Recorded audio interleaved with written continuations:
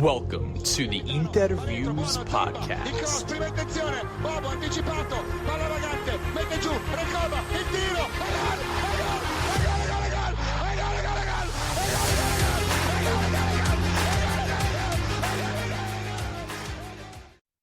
Welcome, Interisti, to episode 203 of the Interviews Podcast. We are here for the post-match reaction of Torino Inter, which finished 2-2, goals from Thuram in the 23rd, the second is 61st, Simeone in the 70th, and Vlasic in the 79th. As always, I'm one half your co-host duo, Alessandro Raffa, joined here by Johnny Paterno. Psych! We're not going to be talking about this game to start. How could we? Wait, After this weekend? What happened? After this weekend, you think we're talking about a 2-2 draw at Torino? Not right now. There's no way we can do it. So Johnny, I'm thinking that the best way to do this is to give what we know as the facts so far kind of thing, and then we can talk it through if you think that works. Works for me. Cool. All right. I'm going to try to keep this short and succinct and also be as close to the truth as I possibly can. Last year, a whistleblower letter was written. It actually came out. It was reported on very slightly. It came out that essentially during a game between Udinese and Parma, there was a knock on the window of the VAR room that caused the folks in the VAR room to go to an on-field review. Essentially, the whistleblower stating that there was outside interference to influence the outcome of a match, which in and of itself is bad. But it did take place last year, and it took place during an Udinese Parma game. Then we learn a little bit more about this story. Rocchi is eventually, this past weekend, I don't know if indicted is the right word, but essentially he's been called under investigation by subpoenaed. Yep. It sounds like that's what it is. By the prosecutor's office in Milan. There was some, fake news that came out talking about a Bastoni Duda incident in Verona. That was also one of those knock on the window, kind of let it slide things that turned out not to be part of the of that subpoena. But what was part of it was that during two fixtures for Inter, the second leg of the Coppa Italia against Milan, and also the game away to Bologna in the Serie A, that Rocchi had apparently assigned referees to those matches that Inter preferred or liked. More pro-Inter referees.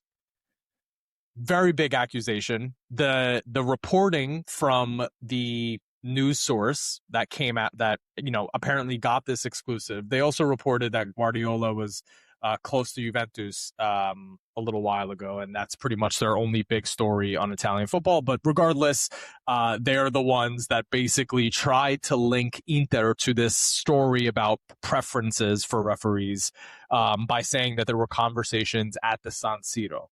No direct acknowledgement of anyone from the club, any Inter executives from the club being part of these conversations at the San Siro.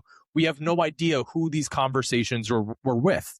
Rocchi's attorney comes out and says it's strange to have a sporting fraud case and there's no other party involved that we're supposed to have conspired with. No other party has been named. That in and of itself feels unnatural. We could be waiting for the 30th for this interview for Rocchi for more stuff to come out, but regardless, that's where things stand today. Marotta was interviewed before the game. He says, obviously have nothing to do with it. In fact, we were the aggrieved party during Inter Roma. But this story has really set off a storm in Italian football. Your instant reaction to what I've just broken down here, some of the fans that you maybe interacted with over this weekend, just your general thoughts here.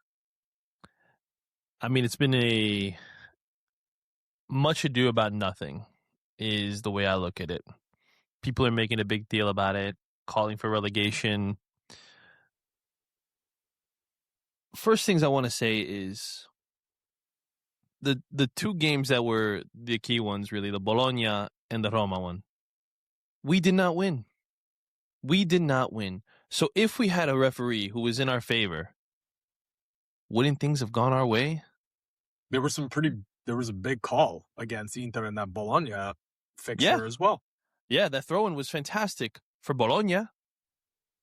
Like, nothing, I'd love to see an Inter player take the ball and run 15 yards up the sideline and then throw it in themselves for a situation. You would imagine the pro-Inter referee would have stopped that immediately, right?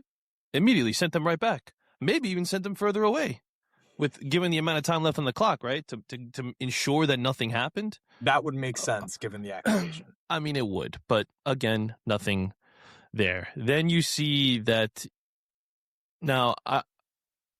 Maybe this is separate, but I did see the stuff about Doveri. Yes, where Inter apparently requested that Doveri not be part of the final, part of the final, and also not be part of another game, I believe, where he was the referee in both games. Right. The idea is that he wouldn't have refereed Inter for the rest of Serie A. He was assigned to an Inter game 6 days later. So requests are made, then they're not given. Like, I don't know. And mind you, I believe Daniele Doveri is the most unbiased referee. I feel like that he calls great games more often than not. I know he did one stinker of a game. I can't remember which Inter game it was, but normally I'm like, oh, Doveri's the ref. I feel good about this. I feel like, especially if it's a game against Juve, a game against Milan, I feel like those typically go better for us. Not better for us, but like it feels fair on both sides. I never feel like one side gets more of an advantage. A few smooth brain people on Twitter are taking this as matter of fact that this is it. That's it. Relegate Inter, strip them of any title. Don't let them win the title this year. Give it to Napoli. Napoli fans, one in particular, is screaming from the rooftops every single thing that you could possibly think of, that how Inter are crooks, Inter are corrupt, Inter are scum, this and that. My brother in Christ, I mean, do you really think that this is how we just go about things? When Calciopoli happened, there was a long, dragged out investigation before that was even anything came to fruition in that. Yeah. But now you think because one news article says it, that now you have to that's it. Hey, Inter's done. Yeah. Let's. I want to get to the fan reaction to this. I do just want to say put biases aside. And tell me, doesn't that sound stupid though? Wouldn't we have won the title if we had things go in our favor? We would be the worst buyers of referees or corrupt. It's like we would have to be the biggest, especially given everything that's happened in the past with Juve in multiple. Like, why would you want to get caught up in any way, shape, or form in that yourself? And last thing, Marotta, typically, the cleanest time in Juve's period, at least in my experience in life, has been when Marotta was at the helm of Juve. Granted, was I happy they were winning titles? Of course not. But they weren't doing anything scummy. They weren't doing anything corrupt. We may have thought they were getting away with calls, but I don't think it was because they were buying refs. I just think because of the caliber of referees that were out there were ridiculously low. And if you think Marotta is going to come to Inter and now do the same things that people think he was getting away with at Juve. I mean, why would you feel the need to do it? But anyway. Exactly. Why? It's just a level of stupidity. Social media, honestly, man, I'm about this close to deleting all social media. Not just Twitter. I mean all of it. I don't want to interact with none of you anymore. Not a single one of you. It's like I feel like I'm losing my mind. I'm losing my soul on these apps, and I would just rather be at peace. This team caused me enough stress. I don't need any more. That's definitely part of the angle that I do want to get into with you about this whole story, that it does, the timing of it feels very intentional. That's why this is like part of it. Okay, so let's just we talk through the facts here, or what we know, and let's also leave it up to interpretation of what we don't know, which is uh if there was a conversation at the San Siro, we have denied that we've taken the part in it, but I don't know what's going to come out of the investigation or whatever it is. Like I can't say for certain that we're not involved. It just feels like it doesn't really make sense given what we've seen on the pitch, the calls that have gone against us, another call today that we'll also talk about what's going on here.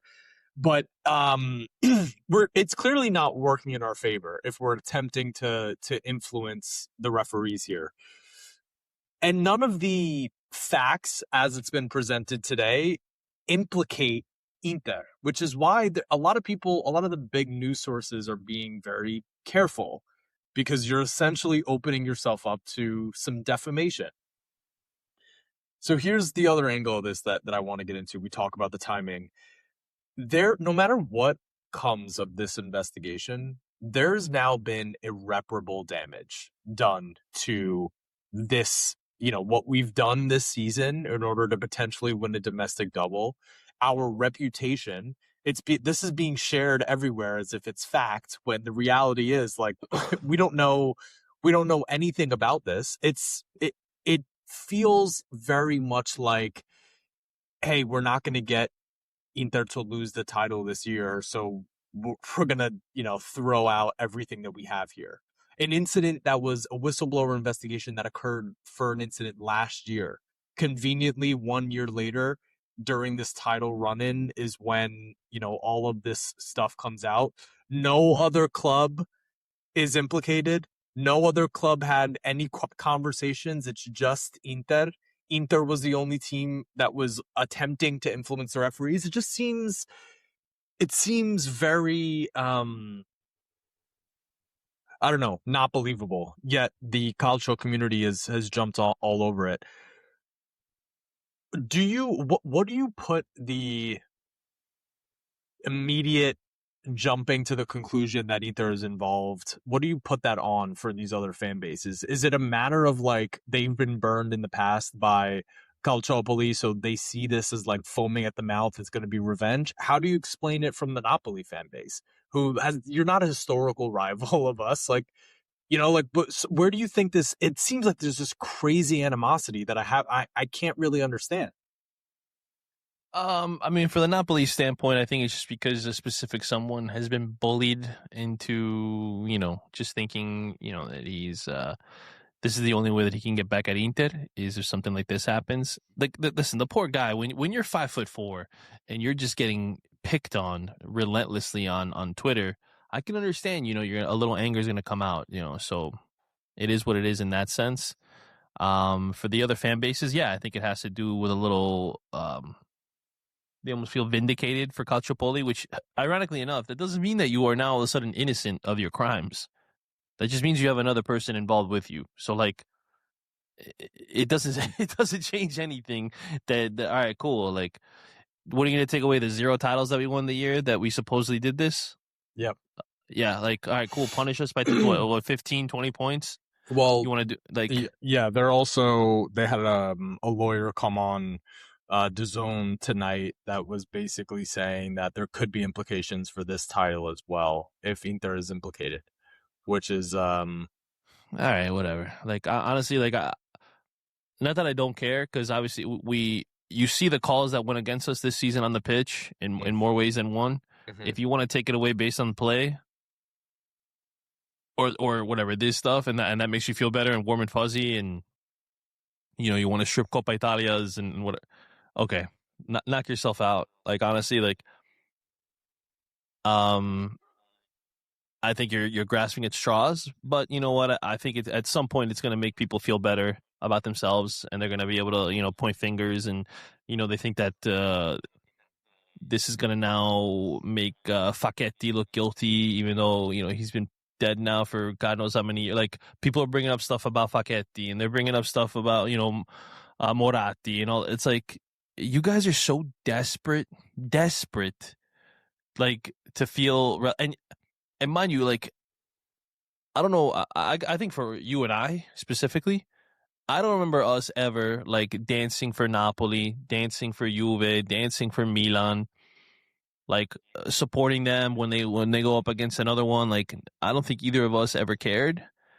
But to see the way that Napoli, Milanisti, Juventini are, like, gathering together and, like, supporting one another, as if this is some kind of group therapy session where, Inter are the big bad wolf around the corner there trying to blow the house down for them. It's the saddest thing I've really seen, and I actually do miss the days where there was no social media and fans were just fans, and you had to go to, like, blogs and stuff and to kind of read up on things, or Sempre Inter was the only news source. Like, before I had Twitter, I used to just use Bleacher Report.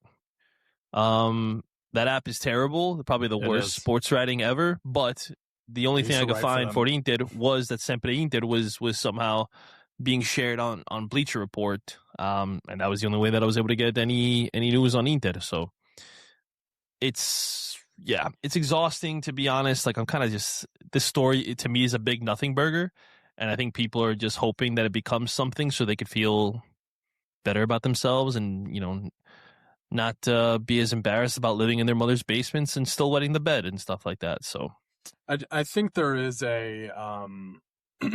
is this cognitive dissonance that occurs, that has been occurring. Like, it's very unique to Calcio Twitter, I think. I don't, necessarily see the level of, like, vitriol, but also, Narnia level ideas and thoughts in other sections of, like, football Twitter. It really does seem like Calcio Twitter is it's very, very just fantasy land. It doesn't make sense. Inter's been screwed over by refereeing decisions for the past 2 years.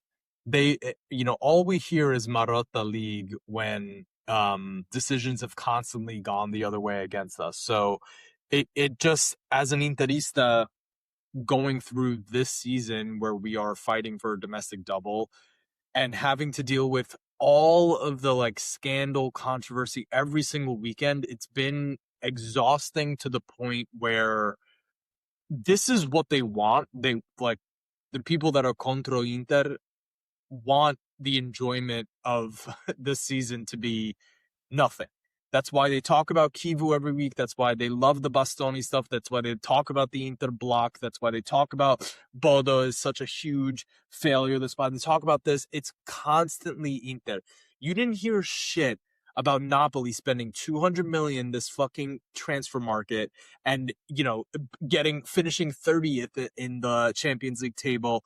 You didn't hear and being coached by Conte. You didn't hear anything about it compared to what you heard about Inter. Why do you think that is? Why do you think this investigation, which apparently started last year, it's culminating with 4 match weeks to go in Serie A while we're heading for a domestic double? Why do you think these things happen like this? And also, I think there's a little bit too with the FIGC elections, right? I think this is a bit of posturing. I think it's a big thing to, like, hey, like, look at what's happened under, the eyes of the head of Serie A, the head of the head of Lega Calcio, the head of the FIGC. Look at all this corruption that's going on here and taking place.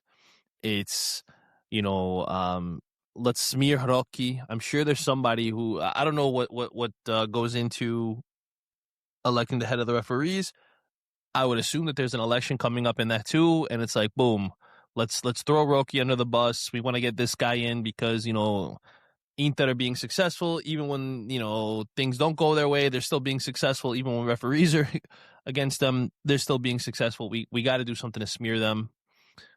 Smear Rocchi's credibility. They try to, like, include Doveri. It's funny how they say Doveri is an Interista because they have a picture of him with a Inter bag. if you look up anything in calcio, every referee gets some kind of goodie bag from the club of the stadium that they're playing at. Every referee. We listen. In the USL, that even happens. We even make sure that they have snacks, they have food, they have drinks, they got fresh towels, all this stuff. Like, we treat them like they're guests at a hotel. So it's like, this is not, you're trying to make a story out of nothing to deflect from whatever attention that you are, or whatever story is really going to be coming out, or whatever new. Listen, there's nothing going on in the news right now in Serie A and Calcio. There's nothing. So what better to get clicks? What better to get traction? What better to sell papers? Make up some fake trash story about refereeing that has no basis, just a lot of he said, she said, and let's take it from there. Yeah. And now Caressa is saying on gosh, Fabio Caressa is talking now. Yeah, now, essentially what it's saying is, as of right now, the only two people that have been, that are under investigation are Rocchi and Gervasoni. Gervasoni for influencing a Serie B match, apparently influencing a Serie B match. And there's no other person that the Milan prosecutor's office has released as far as being under investigation, but that doesn't preclude anyone else from coming under investigation as these conversations continue to happen. So this is just a horrible thing for Italian football. And I also do want to say, like, if Inter executives or Marotta was involved in some sort of, fraudulent sporting situation, then that is, unacceptable. The same things that have happened to our rivals. I would expect the punishment to be the same. It just doesn't like you would expect the Serie B relegation. I mean, if we committed sporting fraud, if we, essentially tried to, not even tried to, like, if we were influencing the outcome of these matches, but I don't know, something about the way these last 2 years in Serie A have gone make me feel like if we were attempting to influence the matches, we probably would have been able to get the results that we wanted if we just didn't do that. Because it obviously didn't work. Listen, I agree. Like, yeah, if it does come out that there is actual evidence of fraud and wrongdoing, then yeah, you know what, we deserve whatever punishment is supposed to come. I feel like we would lose a lot of big name players and stuff, and have to, I guess we would struggle to watch Inter in Serie B and keep this podcast going. I don't know. But it would be warranted. I did have that thought. I was like, we're watching Serie B every Saturday? Yeah, I guess I would. I'm going to support this club. Of course. Still. Of course. I'm not going to support the people, and I would feel like everybody outside of Kivu should be fired. Like your sporting director, your president, everybody. I feel like Oak Tree. I would honestly be surprised, given how Oak Tree operates, if they, one, knew about this and allowed it to happen, of course, or two, were okay with it at all. They have Oak Tree is not. We can't say things for certain at this point, but like there's no way that Oak Tree would be influencing this. There just is no way. There's too much money for them. It's money. There's too much money at stake to allow something like this to happen under your eye, because then it would just negate all the good that you've just done to get us in the green, to get us profitable. Yeah, it's also like, you, for all the shit that is talked about, about American ownership groups, and deservedly so. If there is like a defamation or anything like that going on, that's not the part of the American ownership group that you want to fuck with. They will make you pay for that. Like they just will. They love a courtroom. Yeah. If it turns out to be, and if it does turn out to be a whole lot of nothing, I feel bad for all the people who were involved with this, and even the idiots on Twitter. I feel bad for how foolish you're going to look, because I truly do believe in my heart. Listen, if I'm wrong, I'm wrong, but I truly do believe in my heart of hearts that we are not involved in anything. We didn't do any wrongdoing. Yeah, that's it. It seems like we're getting gaslighted a little bit, or gaslit a little bit. They change the interpretation of the rules every single week for Inter, especially since the Bastoni incident against Juventus. Every handball in the area, it's like they have Luca Marelli has a different explanation for whether or not it count, a different interpretation. Against Pogbacic, it was, too close for him to be able to move his arm. But against Augusto, it's like, go ahead. No, I was going to say, wait, what did he say about this one? That, about an unnatural position, or that he couldn't move his arm, some shit like that. So I'm going to block, like I'm seeing somebody jump towards me. I put my arms up to kind of like shield myself against that. And that is me, and ironically enough, if that ball doesn't hit his hand, that ball doesn't land for Jay, or in Jay, to be able to even get a clean shot on goal with that. Like Duvan Zapata, the guy is like, he's built like an watching, NFL safety. I was even going to say it's like prime, like Blake Griffin trying to dunk on you. Yeah, and Carlos doesn't look good. In fact, he looks like a bitch for the way that he jumped into that challenge. But at the same time, when you're up against someone who is built like a safety in the NFL, you are throwing up your hand, your knee, your leg. Like, it's not just, you're not jumping straight up. You're not. Especially if he's coming down on you. He didn't even jump. He was standing there. He didn't even jump. He just literally put his arms to kind of shield himself from Duvan Zapata coming into him, and the ball just happens to hit the hand that's like going to just block a body. He has no interest in being involved in the play, and they're like, "Oh, penalty." That changed it. Like, bro, if he doesn't hit that ball goes right into Sommer's hands, no problem. Do you realize he heads that straight down and it goes right to Jan? Like, the level of stupidity, and from Maurizio Mariani, bro, what did you look at?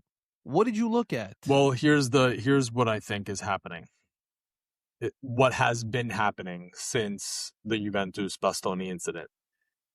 Referees are now, and the media is incredibly corrupt. Like, you want to talk about corruption, the media creates the casino every single weekend, but this is inevitably what is going to happen, where referees are the noise is so loud that they are going to want to make sure whatever decision they make, it's not the one that is pro-Inter. They don't want to look pro-Inter. They just don't. And people said it immediately after what happened with Bastoni. It's like, now be careful, because we're not going to get any call. Every call is going to go against us. And how else are you supposed to explain what we've seen since, Inter Juventus at San Siro? But yet we're favored.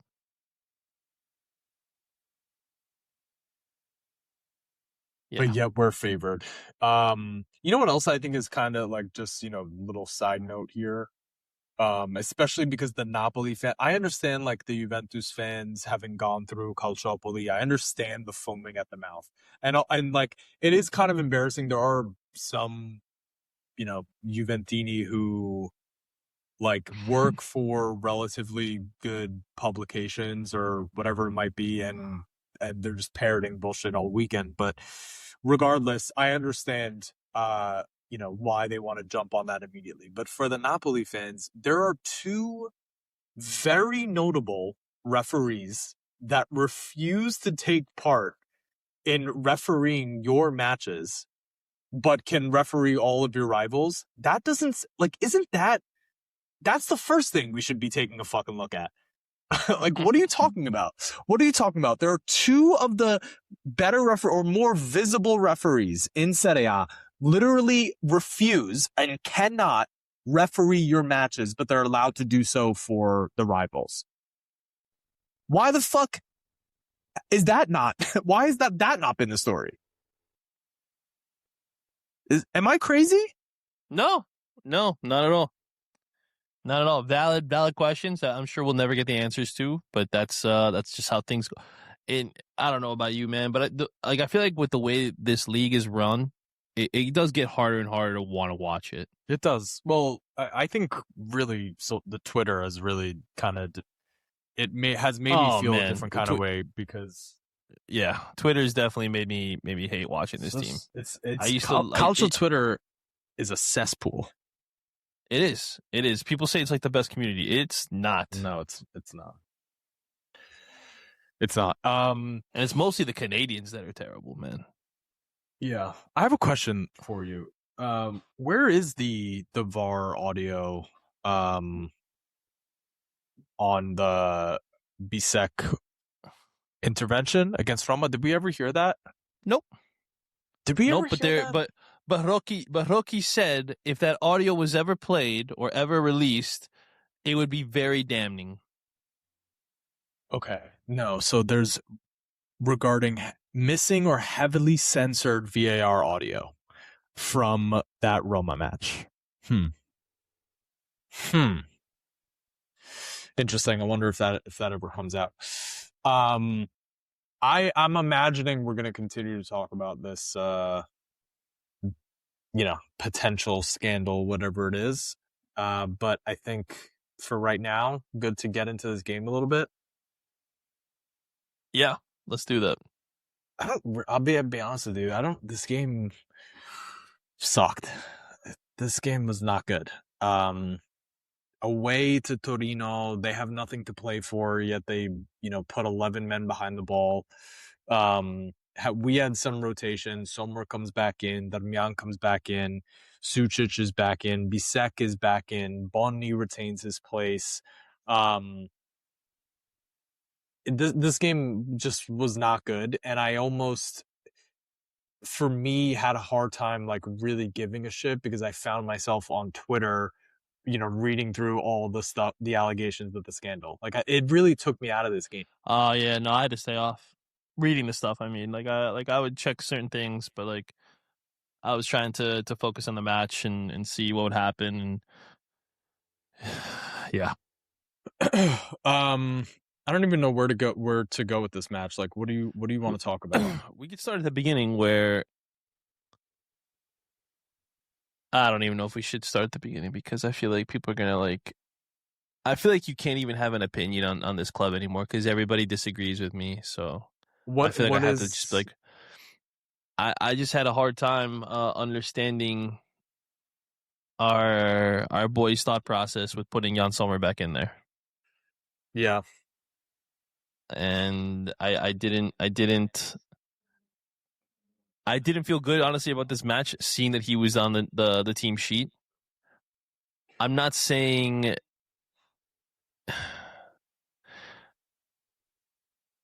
you can't control what happens when shots are taken on goal. You can't control what happens when a goalkeeper's out there. You have to hope that your game plan works. You have to hope that your defenders are responsible and are able to execute your vision. I understand that. That's not lost on me by any means. But when you put a player out there who has been such a negative and has hindered your team all season and has cost you points all season,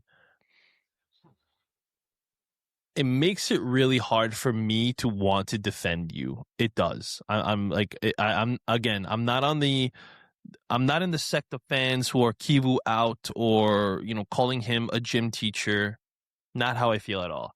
I do see the good that he's done. I understand that. There's a lot of stuff that I see that the players are and how they are responding on the pitch. I don't think that's just solely on them. I think that's also when you have a manager who makes you believe in yourself again and reinstills confidence, it makes it easy for you to perform week in and week out. When you have a player who sets a record now for the most assists, I don't think that's solely because the player is good. I think that the player has renewed confidence, has a renewed vision and understanding of his role within the club. So I get it. But when you continuously decide to start a player like Jan Sommer, it's hard for me to defend you.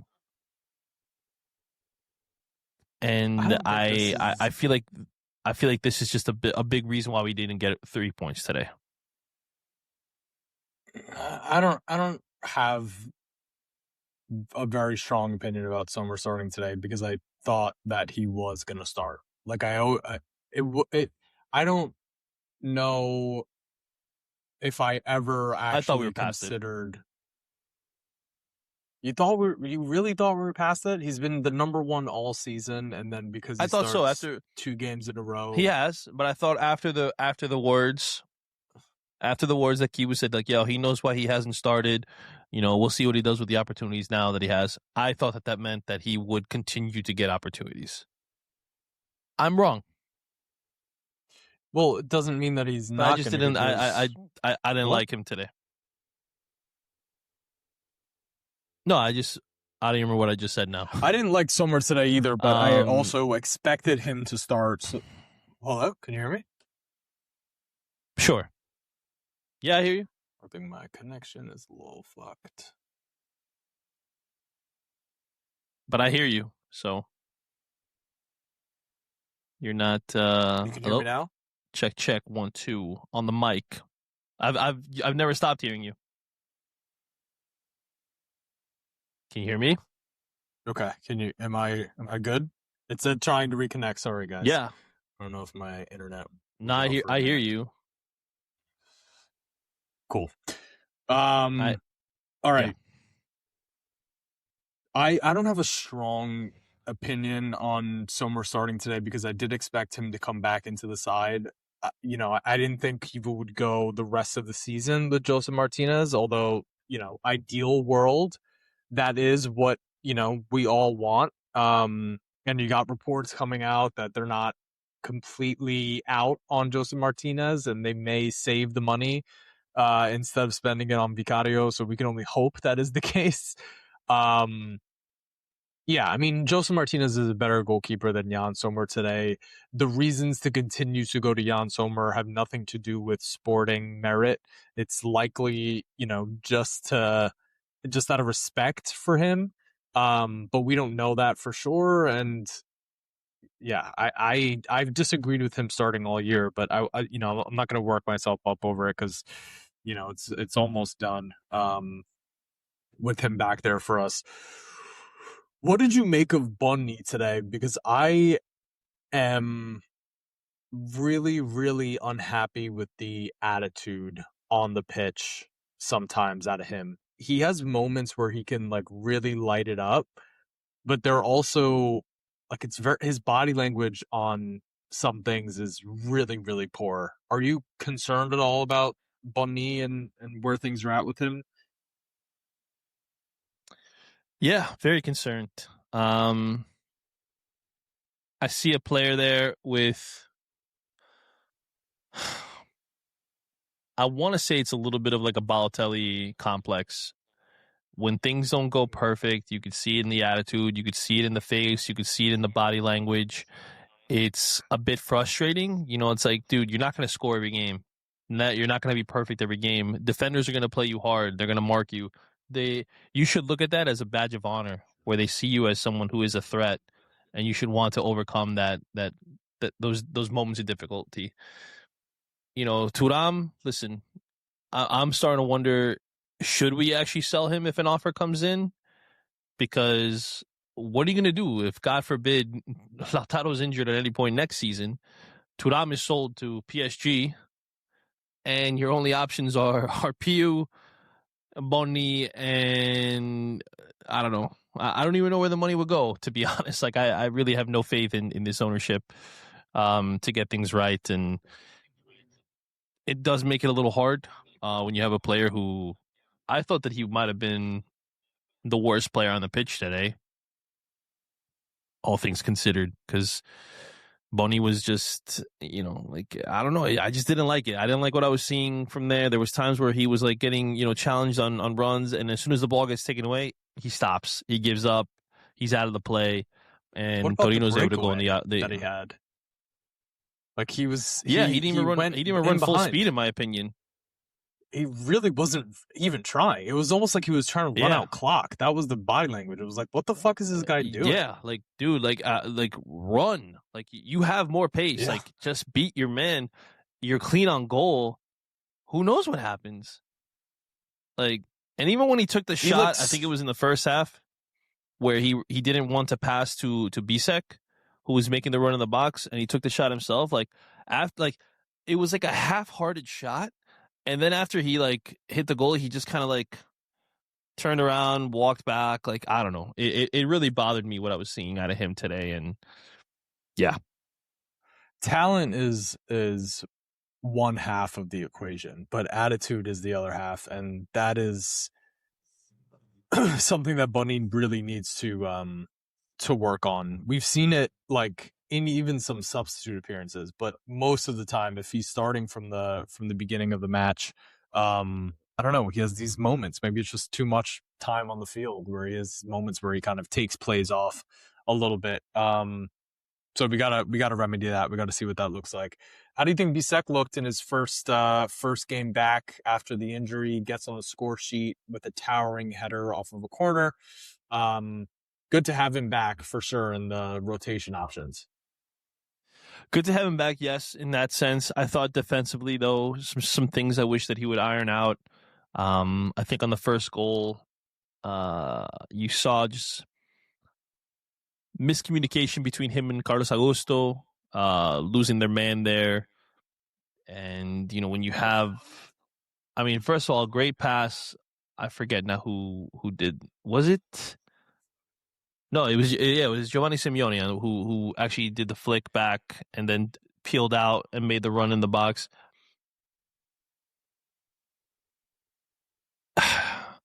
Just there's moments defensively where he has brain farts, and it kind of like frustrates me, because like I just want him to get over it. I want him to like break through that glass ceiling of his defensive potential and really be able to carve out a place for himself, because I don't know what to do with him. Like, when you see him score a goal like he did today, and you see him get up that high, it feels like he only attacks balls like that when he has a chance to score. You don't see that same commitment to winning the header. Defending. And it frustrates me. Like, maybe he was supposed to be a winger at some point in his life. I really don't know. Like, I'm not trying to be funny. Like, I just don't see it as a central defender. And I feel good about him being back, because I'm still not convinced with Akanji. I didn't really like what I saw from him. I thought him and Carlos Augusto were actually the worst. Carlos Augusto I'm not going to even blame him for the penalty, but like, I just, what happened to you, dude? Like, yeah. Let's switch over to Carlos. So Bastoni, played with an injury for a long time, and that eventually got too much for, both Inter and Bastoni, and they've decided to sit him for an extended period of time. Okay, whatever. Carlos gets the minutes that apparently he's been asking for in the midst of having contract negotiations with Inter, where he's requesting 4 million net, which is pretty high for what you would deem a backup. And also apparently having conversations, Roma, Juventus, not necessarily having conversations, but that they're interested.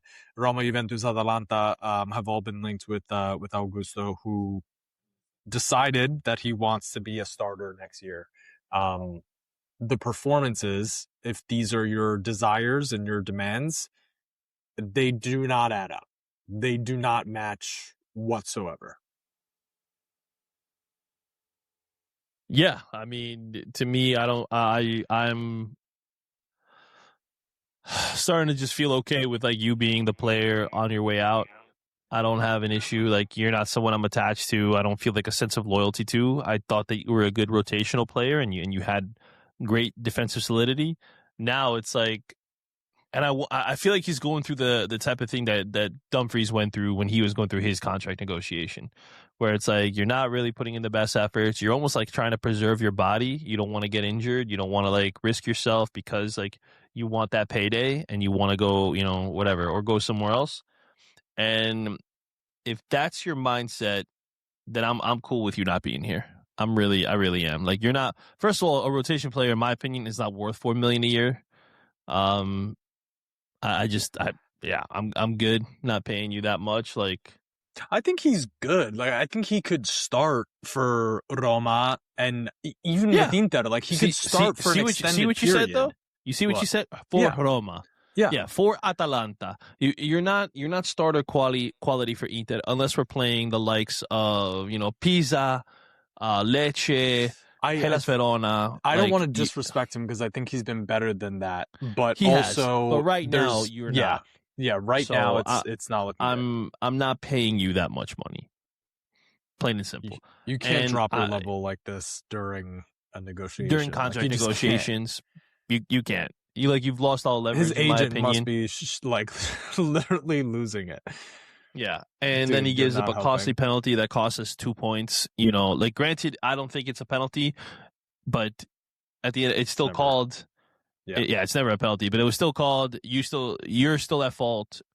It's 2 points. So, I would be more than okay, especially if like you're able to include him in negotiations for a palestra, for I mean, God, I would love to get Zalewski back if we're being completely honest, but that's not happening. But yeah, it's you're only hurting yourself, man, and we're gonna have to raise money somewhere. And with all the Interisti who are like, oh, don't sell this guy, don't sell this guy, don't sell that guy, well then I guess we're gonna someone's gonna have to be the odd man out somewhere. So yeah.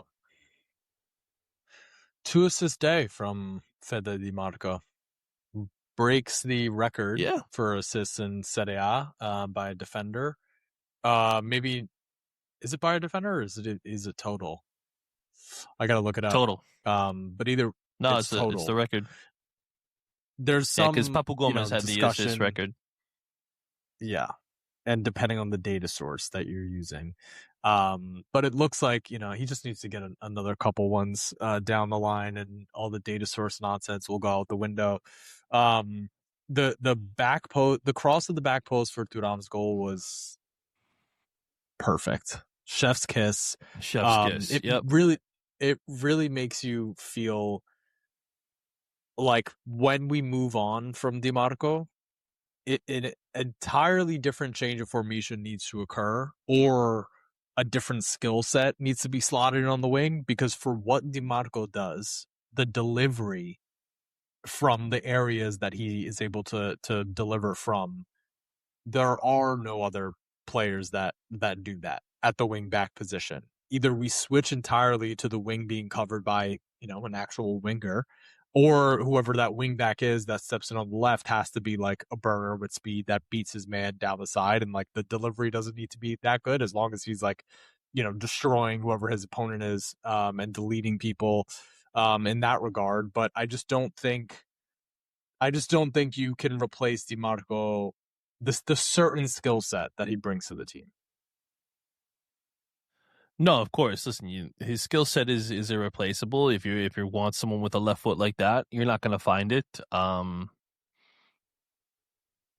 Yeah, I think the only thing that and it's funny. There's two comments from last episode when we talked about this, and should you consider replacing Di Marco? I wonder if people actually listen, or they like zero in on one thing and decide to just dwell on that and let it fester in their mind, because all we talked about was if you want to go away from a 3-5-2, you can't do that if you keep Di Marco. And like, there's people who are saying like, oh, what's your obsession with wanting to to move away from the 3-5-2, well, it's like we're not developing wingers in Italy. We're not developing talent that can attack their men. And like, if you just want to play the same style of football forever and ever and not do anything different and not do anything, have any creativity and just be the type of football that like Pep Guardiola plays without the results, I guess, yeah, you can continue with that. I love Dimarco. He's probably top 3 favorite players on the team for me. I've got multiples of his kits. I love that he grew up in the going to the Curva with his uncle and knowing all the songs and being bleeding black and blue. That's not lost on me. But at a certain time, you're just going to. He doesn't run fast. He doesn't dribble his man. He is just good at passing, good at crossing, and can chip in some worldly goals here and there, and that's it. For a wingback, you need to have a little bit of a defensive ability in your game. You just do. When you have guys who lose their man back post, or you don't close down your man and you allow guys to take space and be able to find a Rodri running into the box and then score a goal in the Champions League final, or you get cooked completely, leaving Desiree Doué open on the back post in the Champions League final. It's not a good look. It really isn't. Does this mean that I want to sell him? No, that's not. We were just. This is a fan podcast. You have discussions, you have thoughts, you have ideas. You just want to see have a conversation about stuff. That doesn't mean like we're like, oh, you have to sell Dimarco. It just means that if that is your intention, should you consider it? Plain and simple. But 2 assists today. I think that he does have the record no matter what list you look at. The Ronaldinho one where it says that he's the leader. Well, they count the fact that he drew fouls that led to goals on penalty shots as assists. Hey. I don't know about you, but those aren't assists, man. So, yeah. Yeah. Anything Lautaro can do to win MVP over Dimarco through the rest of the season, or is it pretty wrapped up at this point? Running out of time. What do we got? Is he gonna play the next game? Apparently he's back. What'd you say? Apparently he's back for the next game. I think like back-to-back hat tricks, I think give you a shot at winning MVP. But even that, I don't think will be enough because Dimarco set a record. Yeah. So if he did score back-to-back hat tricks, let's say Dimarco assists 3 of them, bro, you're cooked. It doesn't matter. Barella and Thuram, I thought, in my opinion, this was a continuation of the form that they've been in. I thought they were both like it wasn't pretty, but I thought they were both some of the better players on the pitch for Inter today.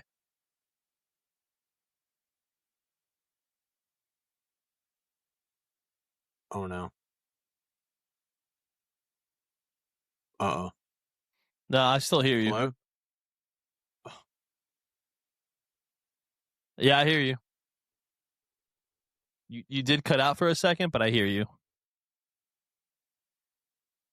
Your thoughts on Barella and Thuram today? Yeah, Thuram, another good game, a big goal. You saw the excitement he had for Dimarco getting that assist there. So that's, that was great to see that camaraderie and that support of your teammate is awesome. Barella, I mean, I think that this was his weakest game in the last 5. Not saying that it was a bad game, but like it was his weakest. But he still seemed to be driving the play forward, trying to, give 110% out there, moving within the attacking third, interchanging positions between himself and Zielinski and trying to, give space and take space when allotted. It was good. It was good. And hopefully these guys can just continue to be playing at this level because it's going to be, good for us, especially leading up to the Copa final.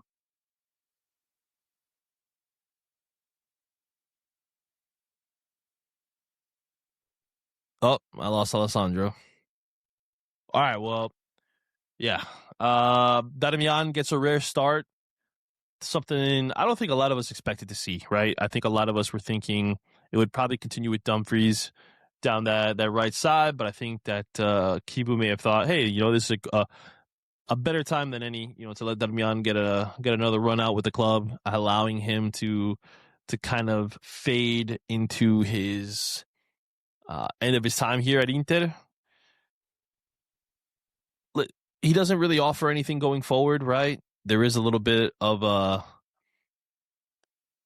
missing factor with Darmian going forward, but I thought defensively pretty solid.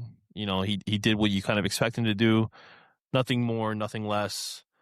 It was just really going forward that nothing was really working out for him. So that's where I am I just got booted. on Matty Darms on the right side today.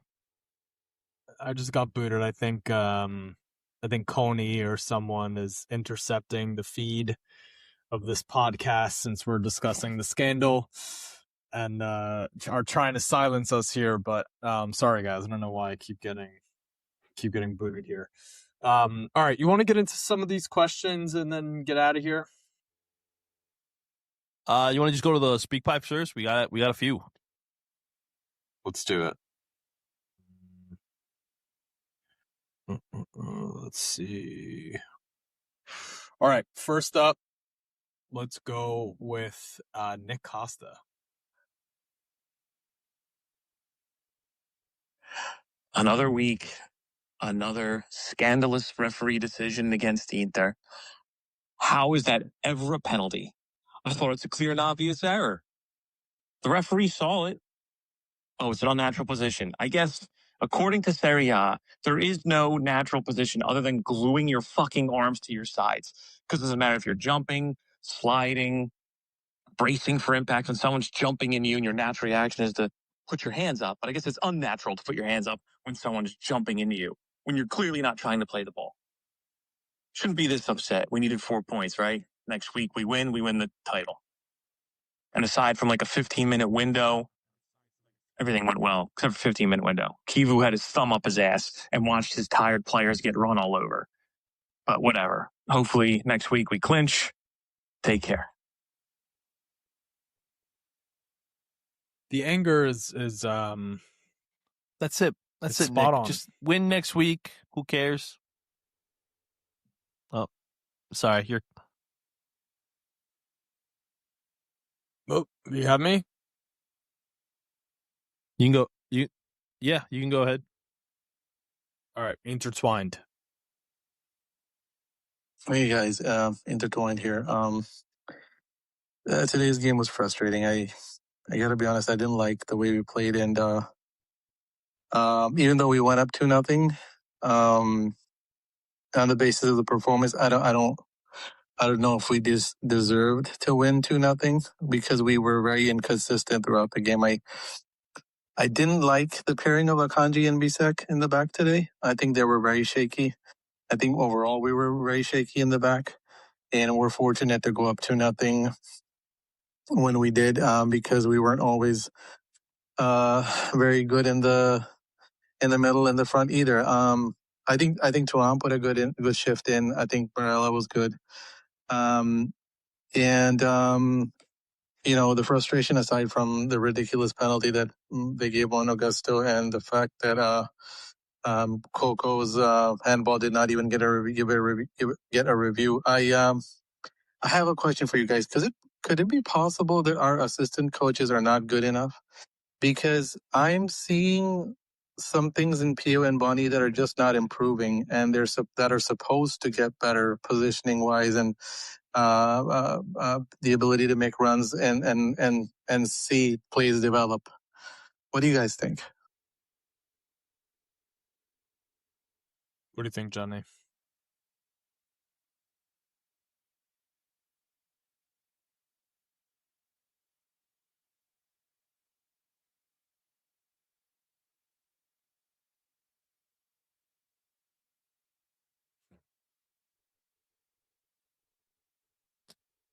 I don't know if I lost Alessandro there, but I'll just go ahead and say in terms of the assistant coaches, Artwine, I'm gonna I don't know which ones, if any, are working specifically with Pio and Boni, but if they are not really like helping them develop and allowing them to learn and grow in those instances and in training and stuff, that is definitely something that your assistant coaches probably should be zeroing in on and helping them, I guess, overcome those lulls in their season and stuff like that. So I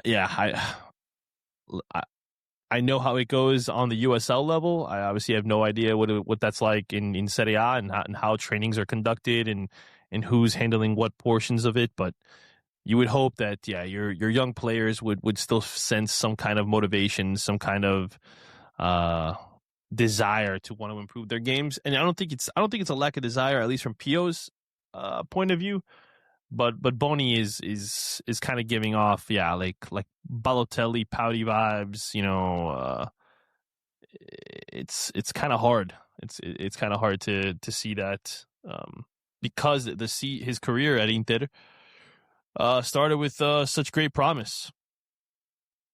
Alessandro is having technical difficulty, but those are the two speak pipes on that one. So I'm gonna go to the Twitter and see. I'm surprised Casey didn't send anything. Normally our boy Casey's got something for us. Gino Panino from Vancouver. Where you at, man? Hope you guys are doing okay. While I go to the questions here, let's see.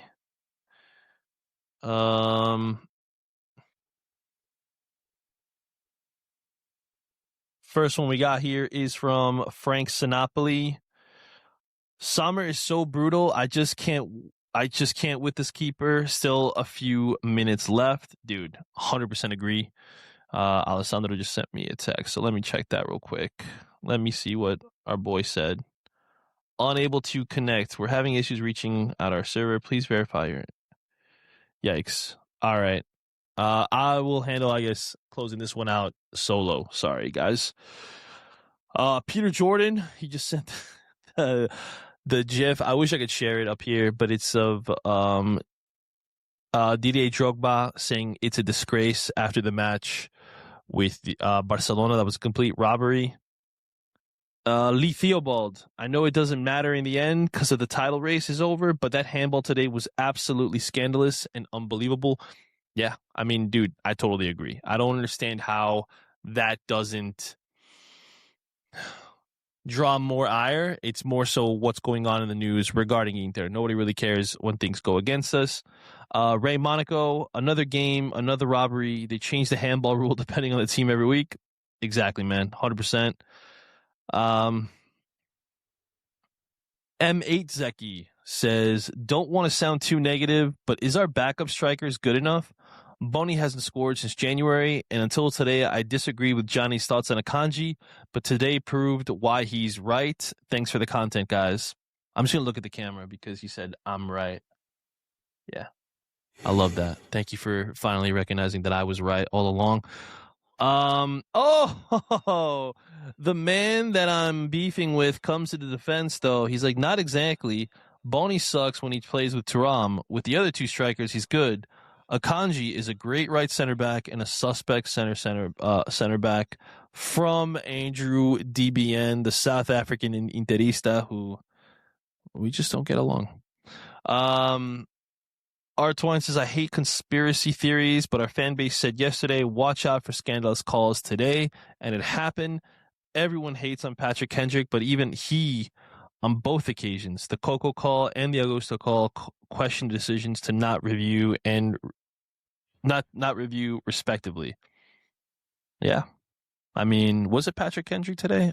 Sometimes I get his voice confused, but SC Chad, individual inconsistency has been a big issue for us in the last 2 years. Akanji and Boni looked great.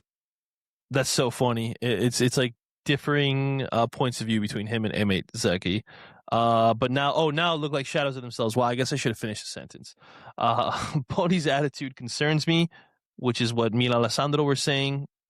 Thuram and Barella doing well right now, way too hot and cold, and feels like we can't depend on players. I mean, I meant under looks great. They look great the first half of the season. Always feel like I'm rotating between keeping and selling players because of inconsistency. What are your thoughts on that, Alessandro? I don't know if you're actually back. I kind of see you. I hope I that's heard you. but I heard you. Sorry, I was just looking at Tancredi Palmieri tweeted that there may be wiretaps that exist prior to spring 2025 it's going to come out tomorrow, Corriere della Sera. So let's see. This thing is ramping up. Sorry, it distracted me. Wiretaps. I'd love to know, like, why. Whatever. Let's see what happens. If that's the case, then yeah. See you in Serie B, boys. Well, I don't know. You know, we don't know who is wiretapped. I mean, it's just you know, there's a lot to still be seen here. Okay. I think I'm good to go. I either my internet destroyed this episode or my or they're coming to cite me. I don't know, but either one, I apologize for. You're all set? All set, man. All right. In the words of the great Roberto Scarpini, forza ragazzi, forza ragazzi, forza ragazzi.